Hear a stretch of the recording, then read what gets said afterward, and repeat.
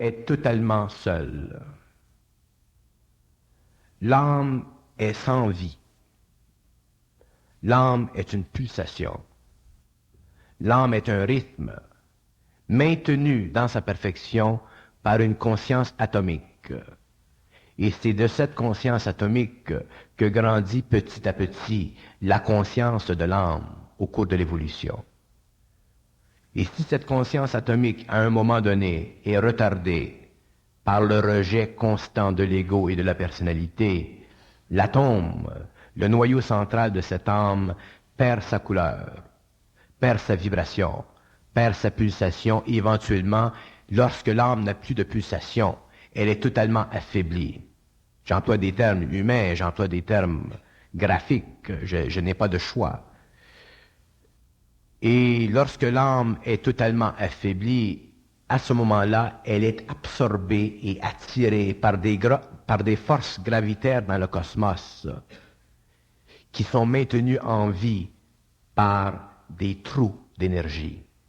Et l'âme est attirée dans ces trous d'énergie et éventuellement elle est détruite parce que la composition de ces trous d'énergie est faite de matière anti-esprit. Et lorsque l'âme rentre dans ces dimensions anti-spirituelles, elle n'a plus de porte de sortie. D'ailleurs, il y a un phénomène assez intéressant concernant les trous de l'esprit. Les trous de l'esprit sont des espaces extrêmement bruyants dans lesquels le son cosmique est totalement cacophone. Et c'est la cacophonie de ces sons cosmiques dans ces trous de l'esprit qui crée dans le cosmos des tensions entre l'esprit de la lumière et l'esprit des ténèbres. Et un homme qui a le pouvoir d'aller dans ces champs de force peut entendre un genre de hum, un hum. Et le hum dont vous parlez dans les sciences ésotériques, le mantra, ce hum est la tension qui existe entre ces deux forces. Et lorsque l'homme prononce le hum, il renforce l'énergie qui permet à l'esprit de la lumière de retenir la progression et la puissance des trous de l'esprit. Les trous de l'esprit sont la substance même du temps du mal.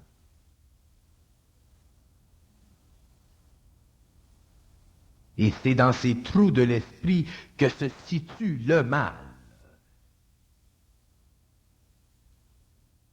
Alors les âmes sont attirées et éventuellement elles ne peuvent plus sortir de ces trous de l'esprit. On demande souvent, qu'est-ce que vous voulez dire par le mal? Qu'est-ce que c'est le mal? Je n'aime pas le mot mal. Je n'aime pas les mots. Je dois me servir des mots pour expliquer ce que je sais. Mais le mal, sur le plan cosmique, est une dimension temporelle de certaines forces qui sont tellement puissantes qu'elles créent un vide énorme, un trou noir.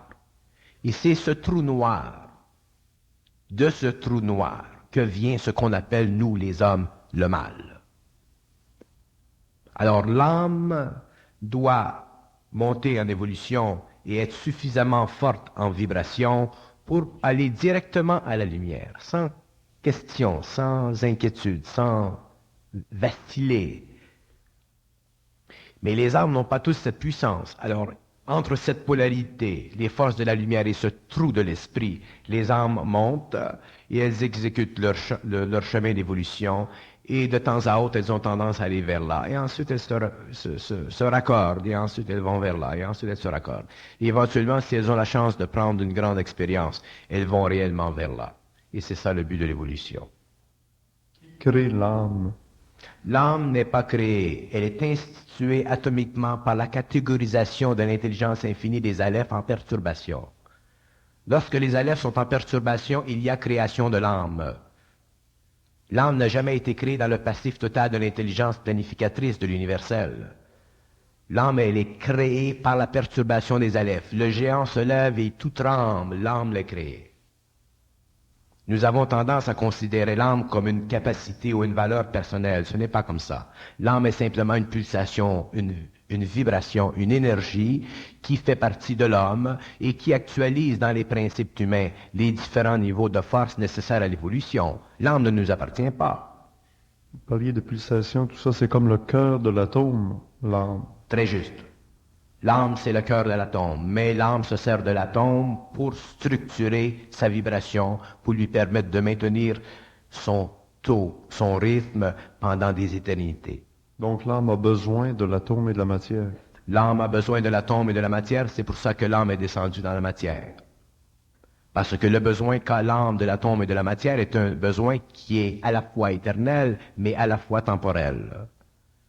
Et toute distribution dans le cosmos d'une vibration qui est susceptible d'alléger le fardeau de l'âme doit servir à exécuter sur un plan quelconque des plans de divination. Et ces plans de divination font partie des plans de l'Aleph, auquel appartient l'esprit, parce que l'esprit est l'agent, l'outil unificateur de cette planification. L'esprit organise, manifeste, mais c'est l'Aleph qui met en potentiel d'exécution ses desseins. Et quel est le conseil à donner aux âmes pour qu'elles retournent vers la lumière? Quel est quoi? Quel est le conseil à donner aux âmes pour qu'elles retournent à la lumière? On ne peut pas conseiller une âme. On peut conseiller un ego, mais on ne peut pas conseiller une âme. Alors que doit faire l'âme pour retourner à la lumière? Elle doit être dans un ego où elle doit exécuter l'évolution dans une personnalité, dans un corps qui est de plus en plus en relation avec des données informatrices qui servent à détruire en lui la domination. C'est pourquoi l'éducation est essentielle, c'est pourquoi la bonne éducation est essentielle. C'est pourquoi l'éducation qui est en dehors de la forme est essentielle, parce qu'à ce moment-là, l'âme peut aller retourner beaucoup plus rapidement vers la lumière. Mais si l'âme n'est pas donné la chance, à cause de la nature de la civilisation, à ce moment-là, c'est très difficile. Imaginez-vous un âme qui s'incarne ou qui active une personnalité et un ego en Afrique, dans des pays sous-développés. Ces âmes ont beaucoup de difficultés de retourner vers la lumière, mais avec le temps, elles retourneront, mais des conditions seront essentielles. Peut-être qu'après la mort de ce corps matériel, il y aura incarnation dans un autre corps quelque part d'autre dans le cosmos, où les conditions d'évolution seront plus saines, seront plus stables. C'est pour ça que l'éducation, l'information, la connaissance doivent être de plus en plus objectives. Et lorsqu'un homme en est arrivé à pouvoir se fier à lui-même, à ce moment-là, il est en voie d'évolution très rapide, parce qu'il se fie à lui-même. Il n'est plus susceptible d'être contaminé par les opinions extérieures. Il se fie à lui-même, et lui-même, c'est la connexion. C'est pour ça que viendra un jour où les hommes seront obligés de vivre leur vie d'une façon totalement autonome et de renforcer en eux cette autonomie pour qu'ils ne puissent pas être troublés dans leur évolution, ni en relation avec de l'information qui provient du monde matériel ou de l'information qui provient du monde des esprits.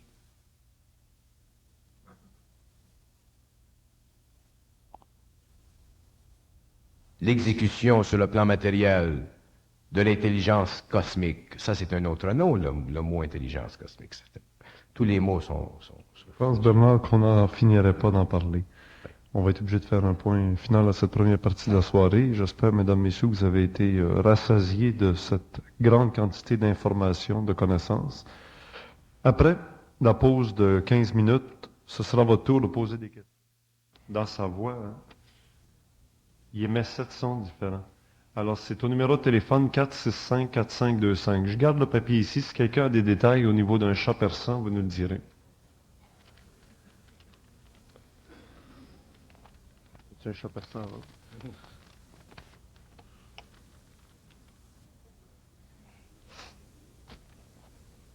On commence très, très sérieux, M. Bernard, très profond. Le film le plus profond que j'ai jamais vu, c'est 20 000 lieues sous les mers.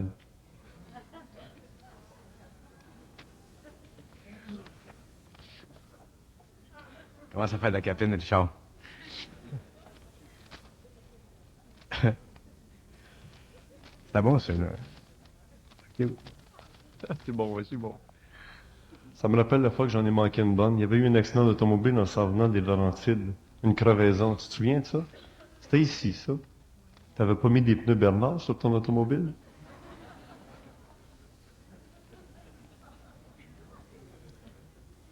Donc, c'est quand je vois la profondeur des questions qui s'en viennent, je me dis, on repart.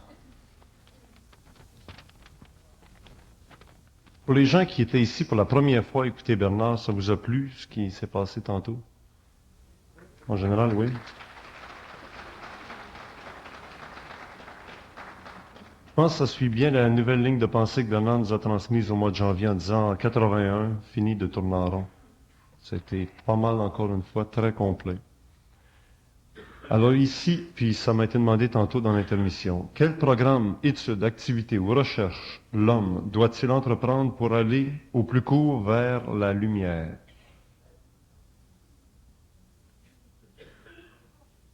Deux gallons de gasoline sous le dos, avec une bonne allumette.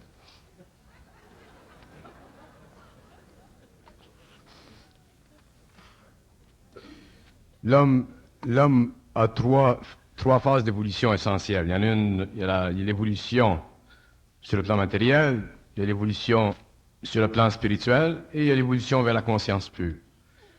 Dans les deux premiers cas, au niveau de l'évolution spirituelle puis au niveau de l'évolution matérielle, l'ego est impliqué. Alors, même si les gens sont dans l'évolution spirituelle ou en évolution vers une haute spiritualité, l'ego est toujours impliqué. Et là où il y a de l'ego, il y a de l'orgueil. Soit de l'orgueil psychologique ou de l'orgueil spirituel. Il y a de l'orgueil. La lumière est anti-égo. Dans ce sens que la lumière doit détruire les formes qui constituent la base psychologique de l'ego sur le plan matériel ou la base psychologique de l'ego sur le plan spirituel. Alors, si l'ego veut...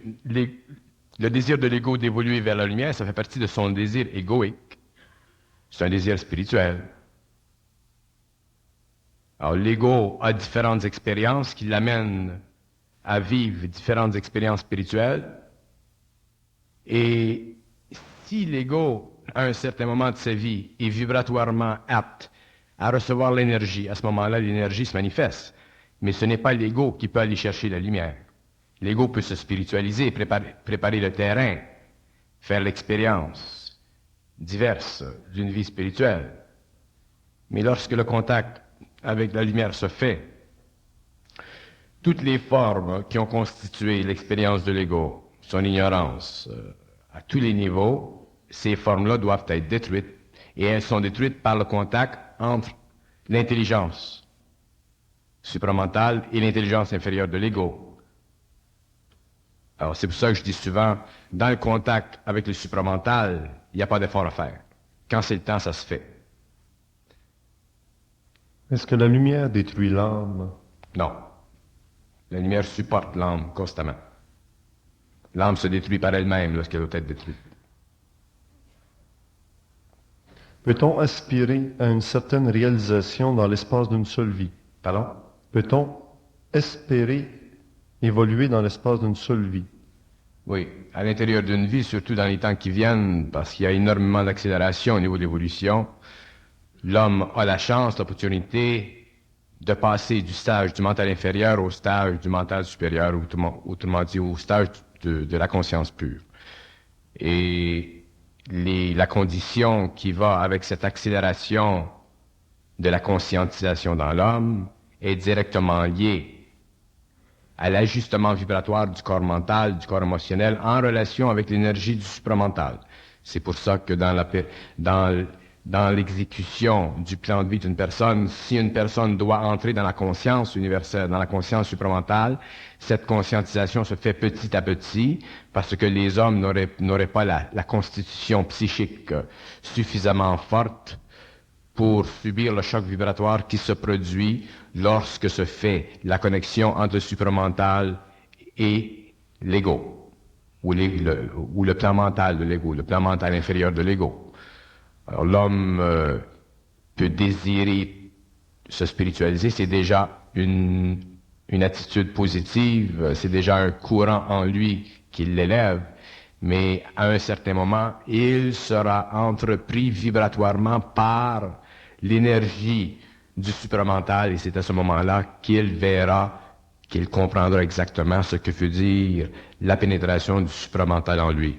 Parce que tant qu'on n'a pas été en contact avec les forces du supramental, on s'imagine que la pénétration du supramental en soi s'exécute d'une façon plaisante, spirituelle, perdue sur les nuages. Je vous assure que c'est le contraire. D'ailleurs, vous pouvez en parler aux gens qui en connaissent l'expérience. La pénétration du supramental crée des chocs dans l'ego au niveau du mental et du corps émotionnel, ou même au niveau du corps physique, ça dépend de la situation. Et cette pénétration-là ne se fait pas sous le contrôle de l'ego. Là où l'ego doit lâcher, c'est là où le supramental commence. Mais l'ego doit lâcher. Tant qu'il lâche pas, le supramental ne peut pas pénétrer, à moins qu'il fasse une connexion qui est totalement à l'intérieur de ses propres lois, puis à ce moment-là, l'ego est forcé de lâcher, et il y a fusion, et il doit subir le changement vibratoire pendant le temps qui lui sont assignés. L'évolution vers le supramental, l'évolution, la pénétration de la lumière dans l'homme, ce n'est pas une évolution spirituelle. C'est la terminaison, c'est la fin de l'évolution spirituelle. Ce que vous venez de nous transmettre, est-ce de la connaissance ou du savoir?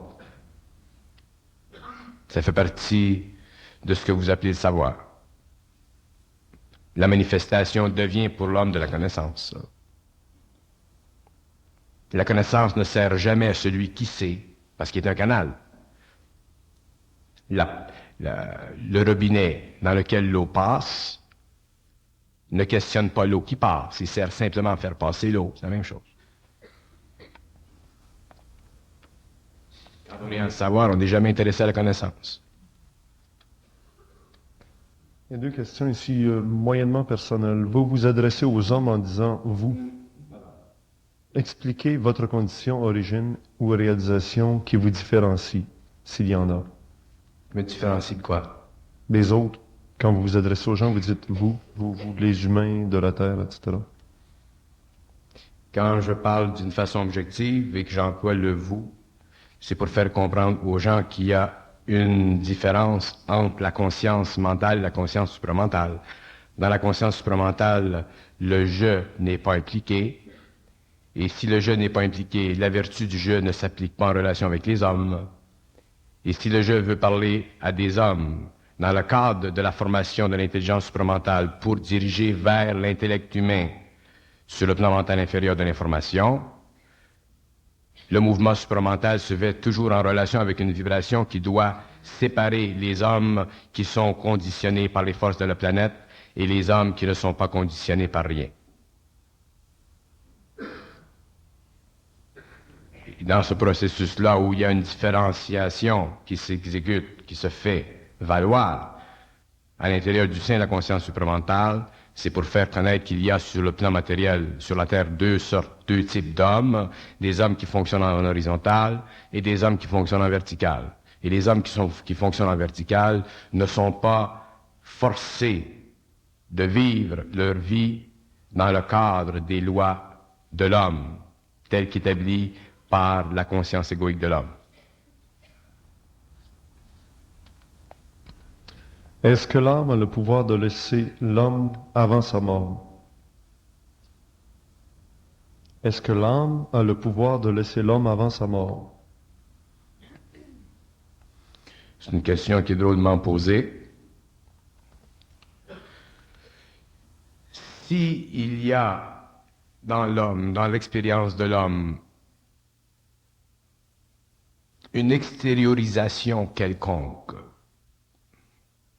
en dehors de l'enveloppe matérielle, cette extériorisation n'est pas exécutée, vécue au niveau de l'âme. Elle est vécue soit au niveau du corps astral ou soit au niveau du corps éthérique.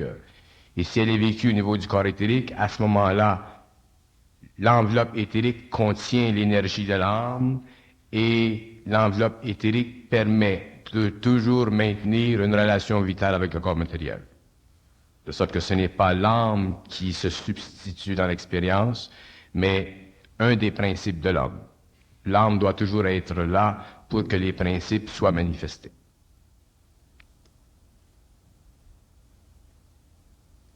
Les gens parlent souvent du voyage de l'âme, le voyage astral comme étant le voyage de l'âme. Le voyage astral, c'est pas le voyage de l'âme. C'est un déplacement astral, c'est un déplacement de la conscience astrale de l'homme dans le champ d'énergie symbolique de la vision de l'âme.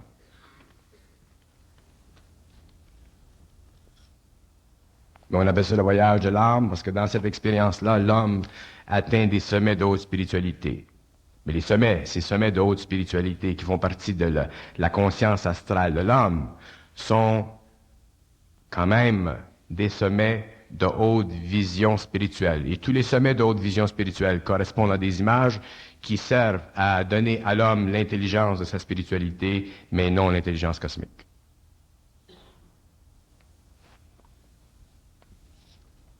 Ne plus avoir de désir. Ne plus avoir de désir, c'est un désir.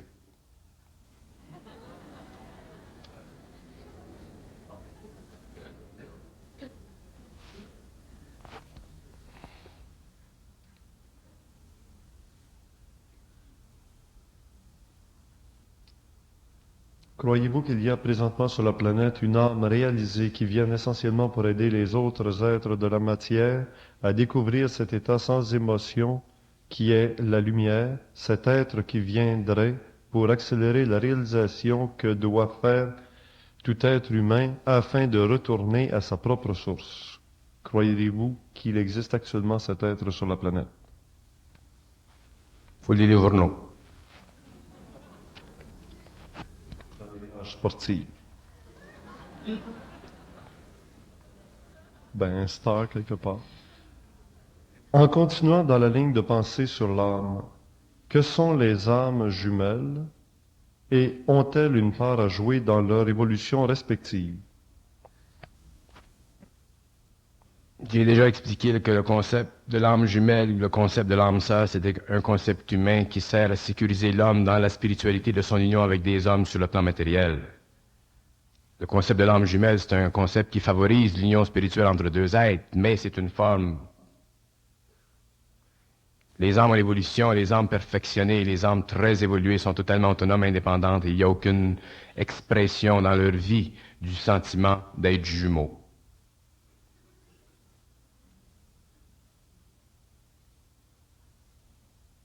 Tant qu'on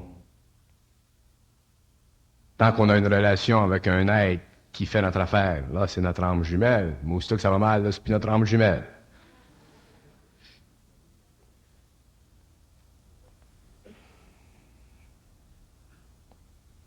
Il y a toujours deux bosses sur le dos d'un chameau.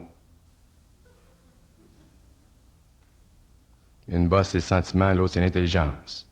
Puis le chameau, c'est l'ignorance.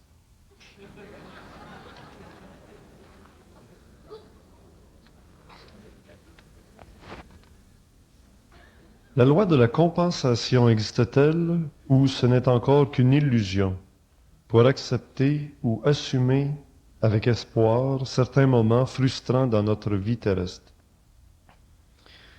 La loi de compensation, elle existe dans ce sens qu'elle définit les rapports probables dans l'exécution du plan de vie d'une personne, toujours selon sa volonté. Plus la volonté d'une personne est grande, plus la loi de compensation diminue, parce que plus la loi d'exécution prend place dans sa vie.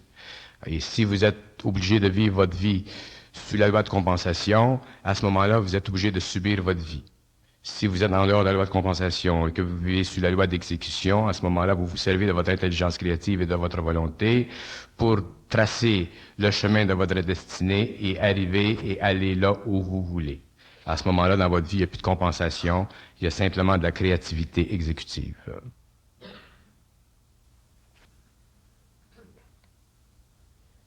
Bernard, est-ce que c'est nécessaire de protéger son aura?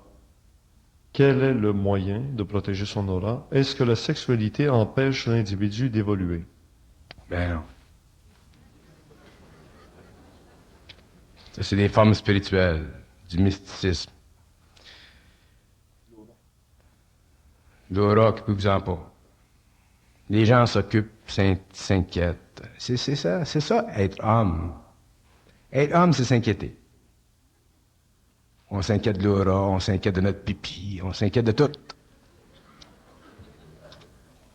Quand on s'inquiète, on crée des formes. Il y en a un qui vous dit la sexualité, c'est pas bon, ça retarde ton évolution, fait que là, tu deviens mystique. Ensuite, on rencontre un autre qui dit être mystique, c'est pas bon, parce que tu retardes ton évolution supramentale. Fait que là, tu descends de la montagne. Tu t'arrêtes jamais. Tu fais tout le monde. L'homme doit devenir autonome dans sa sagesse. Il doit pouvoir exécuter son savoir. Être autonome dans sa sagesse, c'est se fier à soi-même le plus possible jusqu'au moment où on en arrive par nos erreurs à être sûr, puis jusqu'on en arrive plus tard par notre souffrance à être sûr d'être sûr. Puis quand vous êtes sûr d'être sûr, tu t'occupes plus de ta sagesse, puis tu t'occupes plus de ta sexualité, puis tu t'occupes plus de ton pipi, puis ce que les autres disent. Tu vis ta vie comme tu la vis. Tu bois ton lait comme ça te plaît.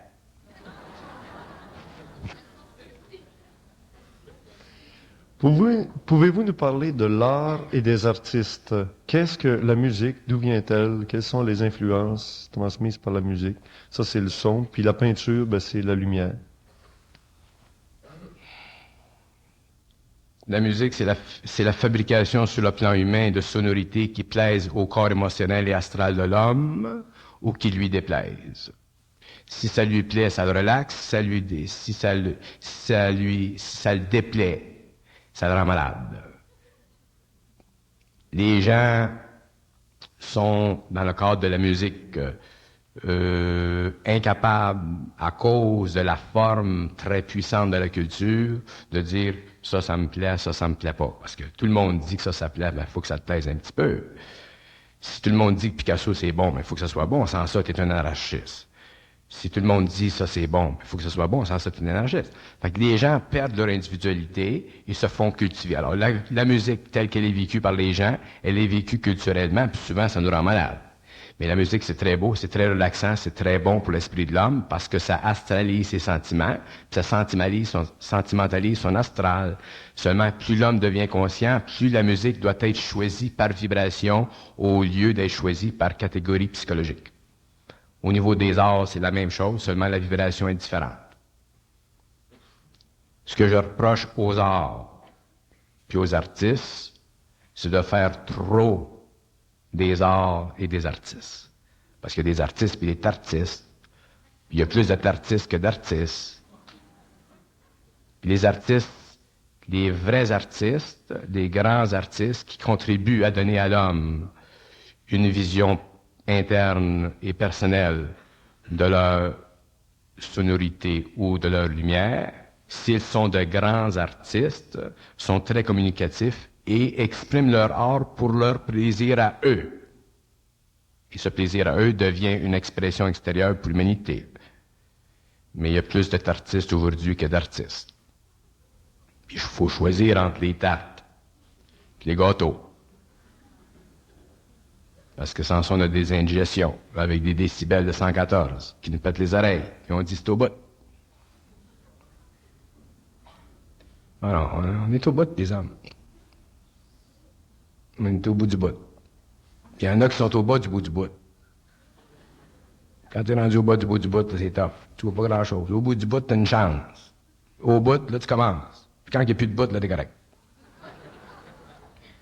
Il y a sûrement un astrologue dans la salle Faut pas se prendre au sérieux dans les arts. Les arts, c'est le fun. C'est comme manger. La musique, la peinture.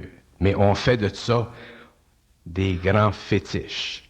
Si le gars, lui, il a pas étudié à l'école, puis il a pas étudié Picasso, puis Rembrandt, puis il connaît pas toute la gang, il se sent insécure. Tu vas dans les musées, tu vois ça se sent l'insécurité dans les musées. Moi, j'ai fait exprès un jour, il y avait quelqu'un dans les musées, puis j'ai dit, c'était devant un portrait de Michel-Ange. J'ai dit, qu'est-ce que c'est cette cochonnerie-là? Le gars s'est retourné, il voulait me tuer. Il a été pris dans la forme que j'ai créée. C'est ça de l'influence. C'est son affaire. Les sacrées vaches. des vaches sacrées. Dans les arts, il y a des vaches sacrées, puis dans la musique, il y a des vaches sacrées, puis dans la nourriture, il y a des vaches sacrées, puis dans le végétarisme, il y a des vaches sacrées. Il y a des vaches sacrées de partout. On vit dans les champs. C'est pour qu'on ait des sacrées vaches.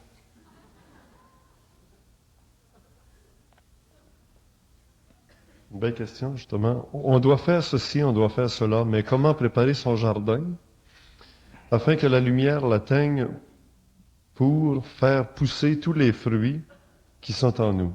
Bon, préparez-les, puis quand ce sera prêt, elle descendra.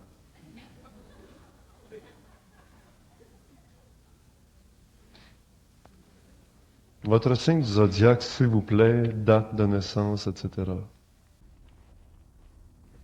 Le cinquième principe de la création, c'est l'organisation moléculaire de l'énergie, lorsqu'elle est véhiculée par l'espoir de la lumière, en relation avec le temps interne du feu cosmique des alephes. Le feu cosmique des alephes détermine la précision avec laquelle la lumière doit s'orienter dans les sphères, et lorsque la lumière s'oriente dans les sphères d'une façon parfaite, parce qu'il n'y a pas dans les sphères d'ingérence, à ce moment-là, le septième principe de la création se manifeste, et on a dans la création du monde l'explosion des galaxies.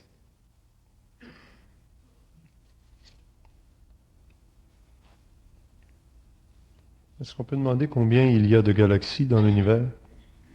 C'est pas important. On peut toujours le demander.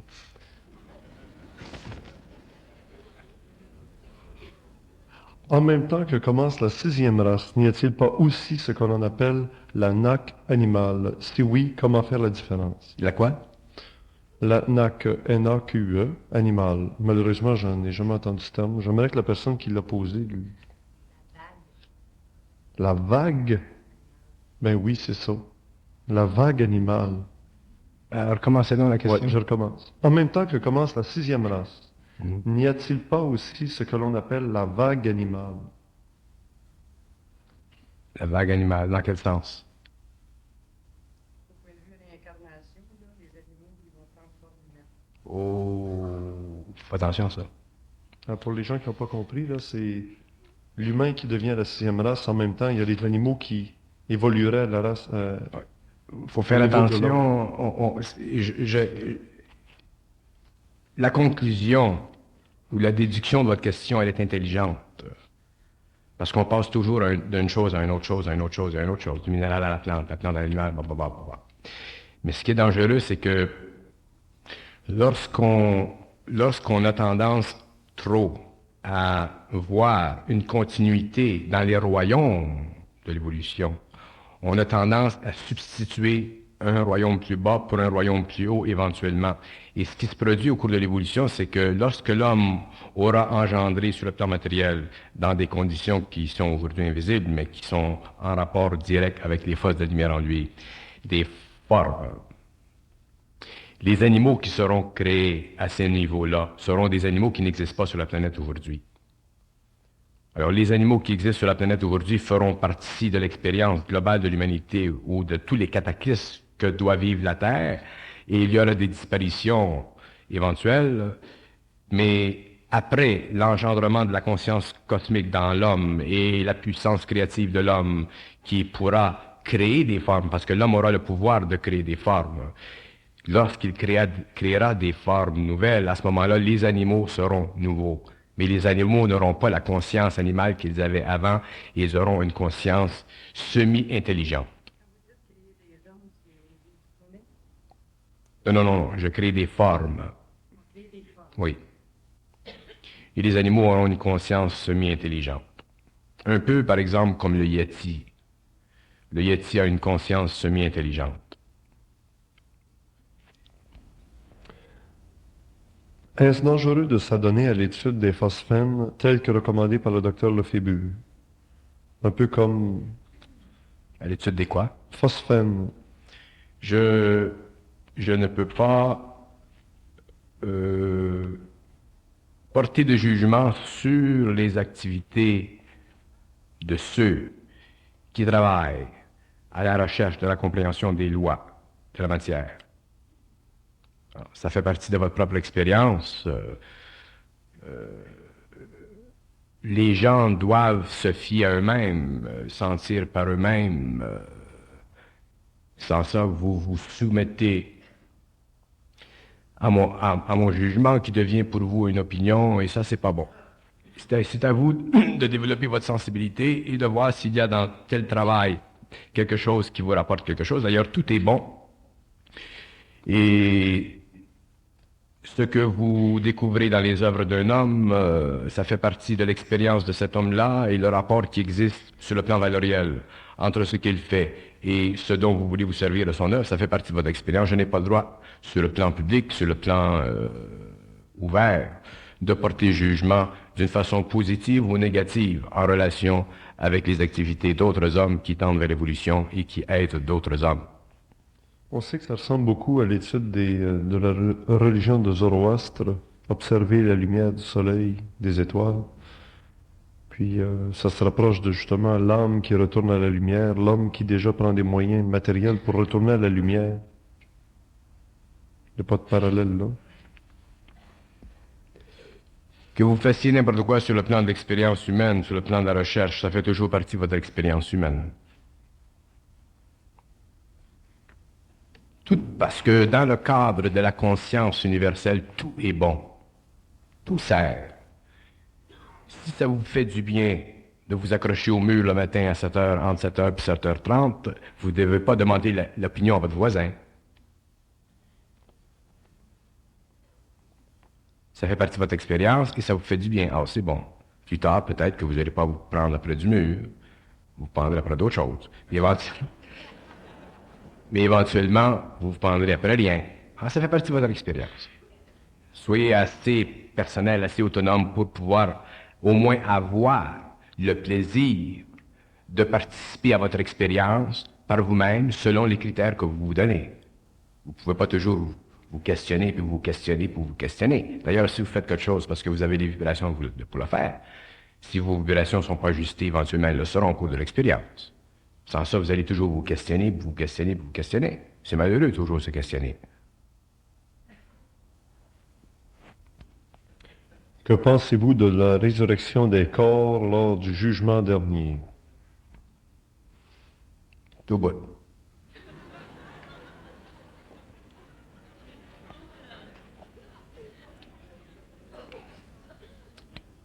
Y aura-t-il effectivement une résurrection des corps? Pas comme les gens le pensent. Les gens pensent que les morts vont sortir de la terre et vont se promener chez Eton. La résurrection des corps, ça veut dire le développement du corps morontiel, la puissance du corps morontiel sur le corps matériel, l'élévation du corps matériel dans l'invisible. C'est ça la résurrection des corps. La conscience supramentale dans l'homme, l'invincibilité de l'esprit de l'homme et le contrôle total de l'homme sur la matière. Et pourquoi l'appelle-t-on le jugement dernier? Parce que dans le passé, quand on parlait aux hommes, il fallait toujours leur parler sur un plan émotif pour créer une certaine sensation religieuse dans la ferveur de leur esprit, afin de donner aux religions une puissance psychologique pour que les hommes puissent évoluer spirituellement et aussi développer en eux la crainte de l'inconnu. Ça fait partie des plans cosmiques sur l'homme. C'est pour ça que je vous dis, un jour, quand vous commencerez à être smart, tout ce qui est en haut, vous mettrez ça en bas. Puis quand vous pourrez tout renverser la patente, oh, ça c'est intéressant. Cigarette?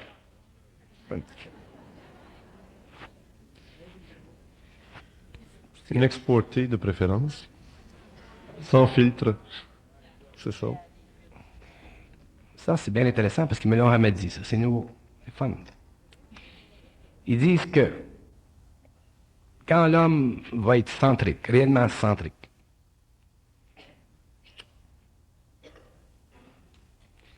il aura la capacité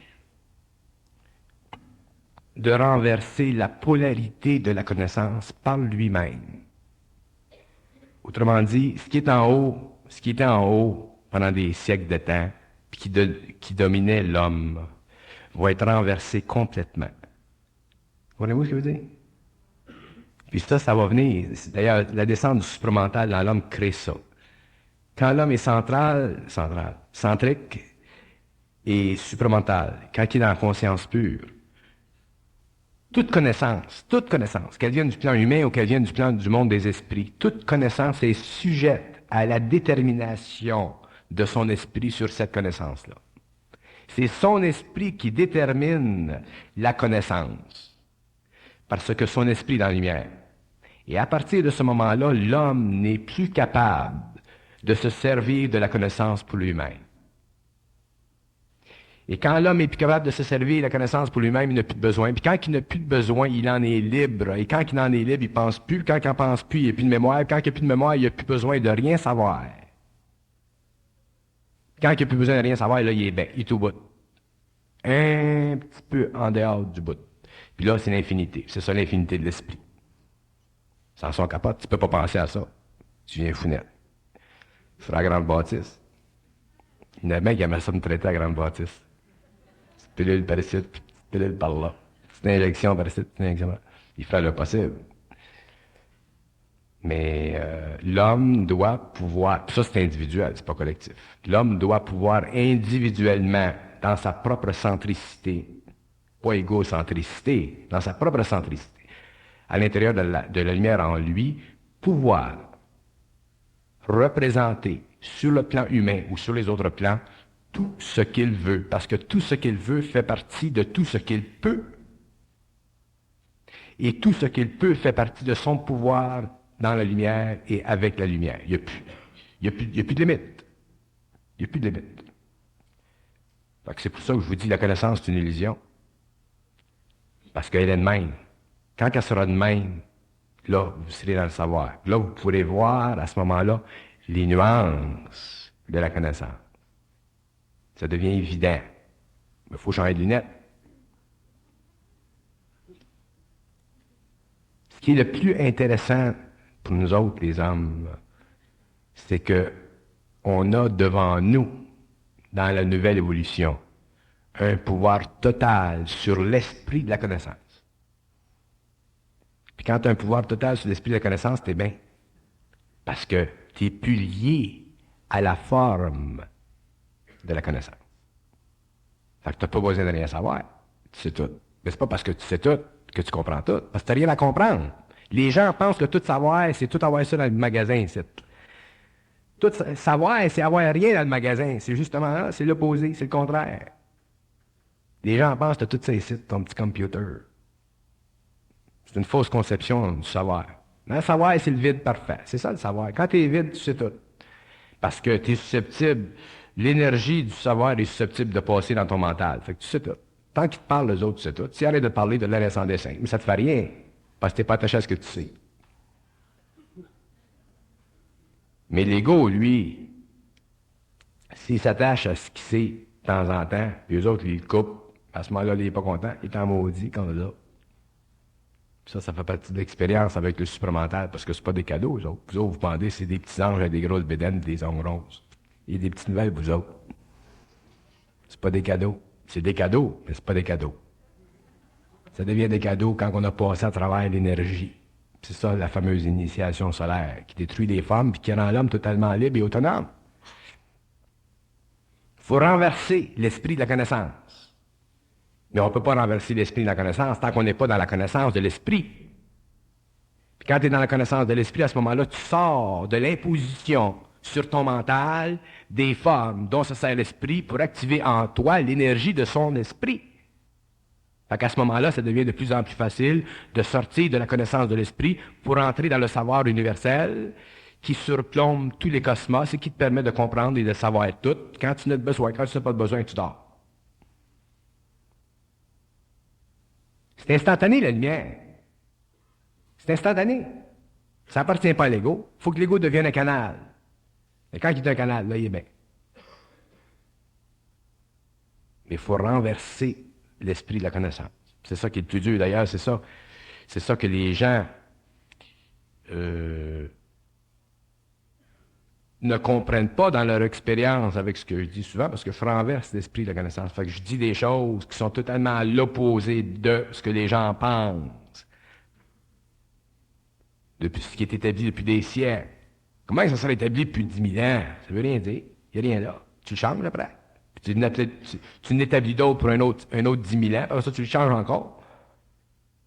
Non, les gens, ils veulent que ça reste éternellement, cette affaire-là. Il n'y a rien d'éternel. C'est l'éternité.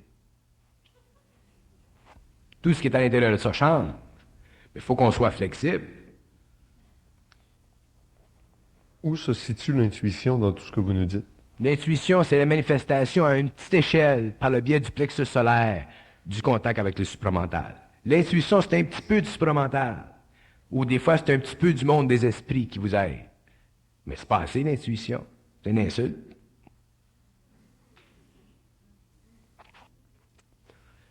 C'est pour ça que vous ne pouvez pas vous fier 100% à votre intuition. Pourquoi est-ce que les gens ne se fient pas à l'intuition? Parce que des fois, ça marche, des fois, ça marche pas. Va aux courses. Check ton intuition aux courses, tu vois comment ça marche. Ça va marcher sur le premier cheval, ils vont te faire gagner 50$, puis ensuite, ils vont t'en faire perdre 200. Fait que les gens ne se fient pas à leur intuition. Puis je les comprends, puis c'est normal. Mais quand elle est là, l'intuition, il faut l'avoir, il faut la sentir, parce qu'elle sert toujours à quelque chose.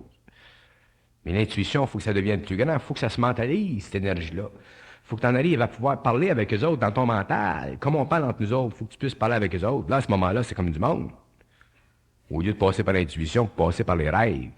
S'ils veulent me parler, qu'ils me parlent comme du monde, qu'ils ne m'envoient pas des symboles qui ne se comprennent pas. Moi, je peux les comprendre, mais je dis des symboles qui ne se comprennent pas dans les rêves. C'est une insulte à l'intelligence, rêver. Mais c'est important que les hommes rêvent. C'est bon que les hommes rêvent, parce que c'est déjà une façon pour eux autres de passer directement dans la conscience de l'ego, sans qu'il y ait interférence de l'ego. Fait que par les rêves, les gens peuvent apprendre beaucoup de choses, sont assez intuitifs des rêves. Puis s'ils peuvent se fier à leur interprétation. Mais il faut aller plus loin que ça. Il faut que ça descende, ces affaires-là. Il faut que tu puisses communiquer avec eux autres comme on communique nous autres entre nous autres. Là, à ce moment-là, ben, tu commences à comprendre quelque chose. Mais dans ce passage-là, dans cette expérience-là, il y a un passage d'énergie, puis c'est là que l'ego, puis les émotions, puis la personnalité, puis notre sentimentalisme, puis notre attachement aux formes, à toutes les formes, devient pour nous autres un poids extraordinaire qu'il faut rejeter par-dessus nos épaules. Puis ça se fait petit à petit, ça se fait pas tout d'un coup. C'est pour ça que l'évolution dans le supramental, c'est une chose qui se fait graduellement, sans effort, au fur et à mesure que les gens commencent à être conscients de la vibration. Que ça prenne 10 ans ou 15 ans ou 20 ans, il n'y a rien là. Mais au moins, ça ne va rendre pas grande bâtisse. Vous avez une chance d'aller chez Hilton. Le discernement, c'est très important. Le discernement, ça vient en relation avec ce contact constant dans notre esprit avec eux autres. Les autres, ils nous amènent au discernement. Mais il faut payer le prix pour. Parce qu'on n'a pas de discernement, parce qu'on a des émotions. Ça ne veut pas dire de tuer nos émotions. Il faut y vivre nos émotions, mais les vivre intelligemment. Il ne faut pas que ça nous retarde, nos émotions. On est des hommes. C'est un bel être, l'homme. Il y a des émotions, il y a un mental. On est bien organisé, on est des beaux chars. Mais il faut qu'on fonctionne comme du monde. On passe notre temps à mélanger l'eau avec le pétrole pour sauver du gaz. Est-ce que l'âme choisit son incarnation et si oui, pourquoi ne choisit-elle pas de se réincarner dans un corps avec un ego qui laissera passer l'âme vers la lumière? De façon possible.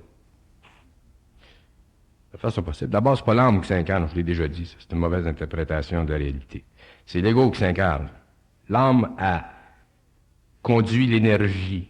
L'âme donne l'énergie au principe de l'homme. L'âme ne s'incarne pas. L'âme est instantanée sur tous les plans, à cause de sa lumière. Mais l'ego, lui, quand il vient ici, nous autres, sur le plan matériel, on voudrait être roi, puis on voudrait être en puissance, on voudrait avoir de l'argent, on voudrait que ça marche. Mais on ne réalise pas que sur le plan, les plans d'où on vient, dont les lois sont totalement différentes, quand on décide de venir dans la matière et dans la chair, on vient ici avec un but précis qui est un but d'évolution. Alors, quand on rentre dans la matière, à ce moment-là, on oublie ce qu'on a décidé avant, il faut qu'on le subisse pendant X années. Jusqu'au moment où l'ego devient assez conscientisé pour ne plus subir la vie, pour la vivre, la vie, et non la subir. Mais pour qu'il la vive, il faut qu'il détruise les formes. Fait qu'à ce moment-là, si t'es né pour un petit pain, tu t'arranges pour te construire une boulangerie.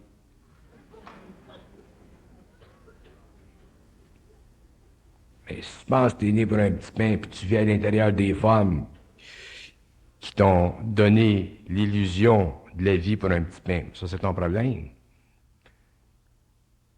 On n'est pas né pour des petits pains. On est né dans des petits pains. Pas pareil. Il faut en sortir du petit pain. Il n'y a pas un homme qui n'a pas le pouvoir d'en arriver à vivre sa vie comme il est. De boire son lait comme ça il plaît. Mais pour en arriver à boire notre lait comme ça nous plaît, il faut boire de l'air. Il faut arrêter de boire de la bière. Puis c'est là, que se fait le jeu et la pénétration du supramental dans l'homme. Les hommes qui sont prêts à subir, à vivre cette pénétration de l'intelligence universelle dans eux et de la vivre jusqu'au bout, éventuellement, ils n'ont pas besoin de s'inquiéter de leur évolution, à se faire leur évolution, puis ils en arrivent à la vivre, leur vie, d'une façon totalement maximale, totalement intégrale. Mais il y a un prix à payer. Il y a un prix à payer. Ça, c'est définitif qu'il y a un prix à payer. Si vous pensez que vous allez rentrer dans le supramental assis sur votre chameau, j'ai des petites nouvelles vous autres. Le supramental, quand ça pénètre, ça crée des chocs. Ça change les vibrations. Ça rend la vie extra-sensible. C'est là que les corps changent. Le mental s'ajuste, l'émotionnel s'ajuste. Il y en a pour qui c'est moins difficile que d'autres. Il y en a qui, une fois qu'ils ont saisi le jeu, là, ils apprennent à jouer à la game comme du bon. Mais il y en a qui sont pas capables de saisir le jeu, ils stockent. Ce sont ces gens-là qui souffrent quand le supramental descend. Ça peut-il qu'ils souffrent beaucoup, trop? Ça dépend des individus, ça dépend des formes en eux, ça dépend de leur état mental, de leur état émotionnel. Vous autres, on parle d'émotion, puis on parle de mentalité. L'émotion, c'est de l'énergie. Que vous appelez, que ce soit une bonne émotion, une mauvaise émotion, que ce soit de la charité, de la jalousie ou de la possession, c'est de l'énergie.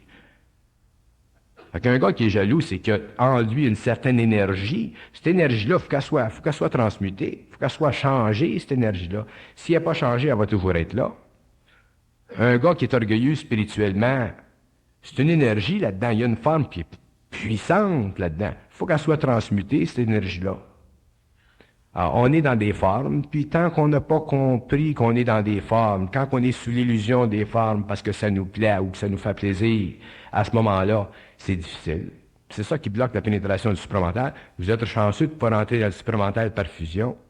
Quand je dis aux gens, je ne souhaite pas à personne la fusion, je sais ce que je veux dire. Que les gens en arrivent à la conscience. Ce qui est important, c'est pas la fusion, c'est la conscience. Quand des gens sont conscients, sont bien dans leur peau. La fusion, ça sert simplement à véhiculer de l'énergie d'une façon assez précise pour qu'elle fasse son travail. Sans ça, l'ego bloquerait. L'énergie ne passera pas comme elle doit passer. Alors, la fusion, c'est pas important. Elle vient, la fusion. Comment, si vous êtes fusionné dans 50 ans ou dans d'autres temps, ça, c'est pas grave. Au moins, si vous êtes conscientisé, que vous vivez votre vie comme vous voulez la vivre, à ce moment-là, vous allez être bien.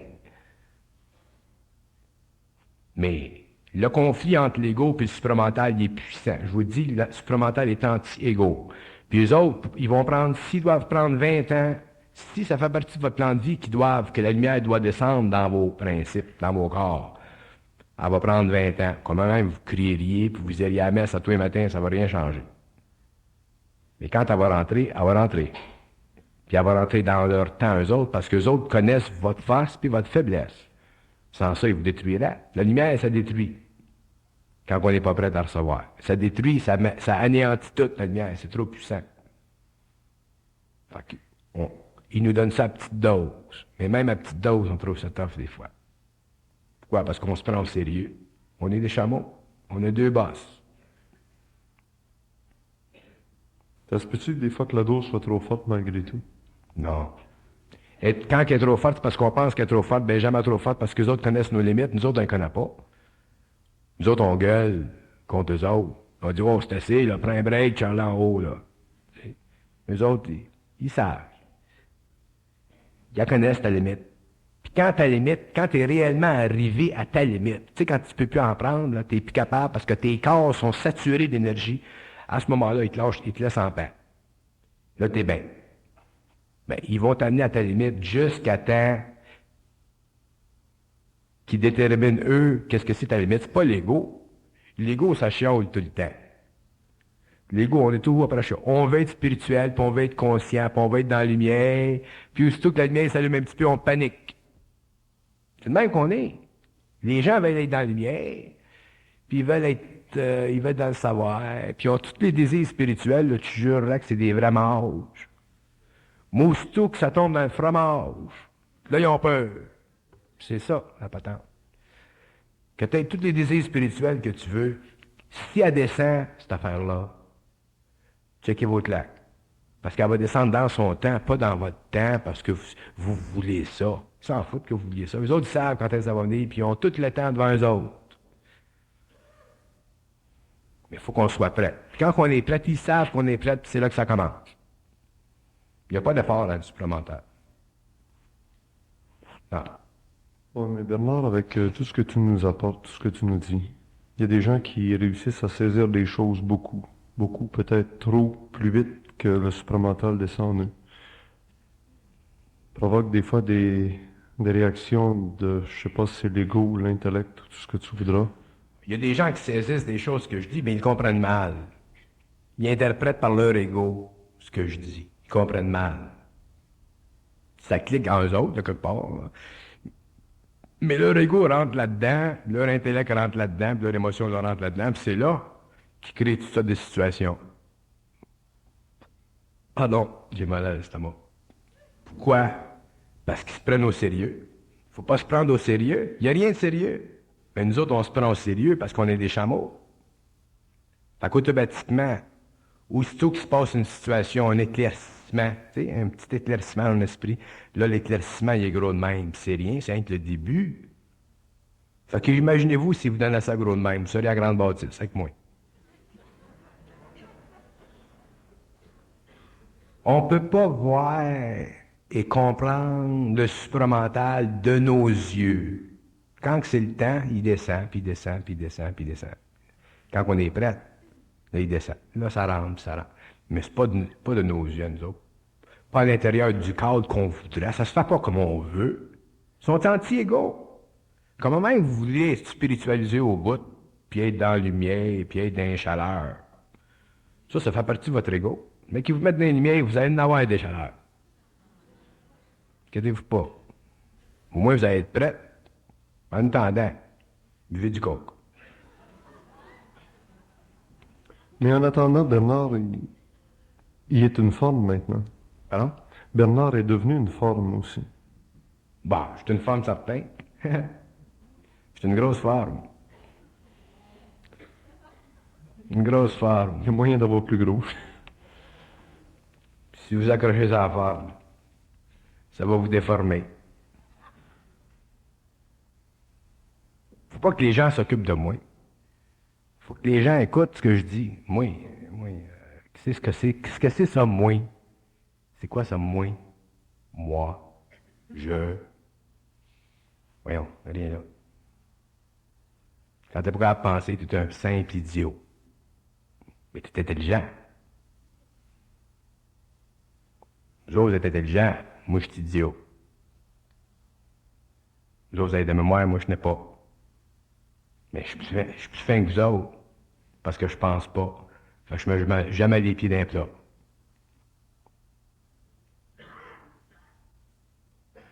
C'est ça, le supramental. Il disait Aurobindo, il en parle. C'est un grand, ça, Aurobindo. Puis lui, il a parlé en vision prophétique du supramental. Là, ça descend. Checkez votre lac. C'est comme quand on annonce la pluie ou la tempête, elle s'en vient, la tempête, elle va commencer. On a une vision des choses. Les choses se manifestent jamais selon la vision qu'on a d'elles. Jamais. Jamais, jamais, jamais. Quand le Nazarien disait « Je viendrai comme un voleur », tu sais, il disait ça. « Je viendrai comme un voleur ». La Brinks n'existait pas dans ce temps-là. Tout ce qui est cosmique n'est jamais sous-tendu par les conditions de l'homme.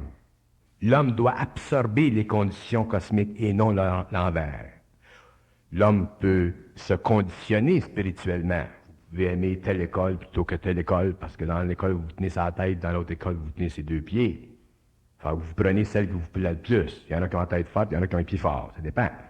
Mais quand vous rentrez dans le supramental ou que le supramental rentre en vous, c'est plus vous qui runnez le show, c'est eux autres qui runnent le show.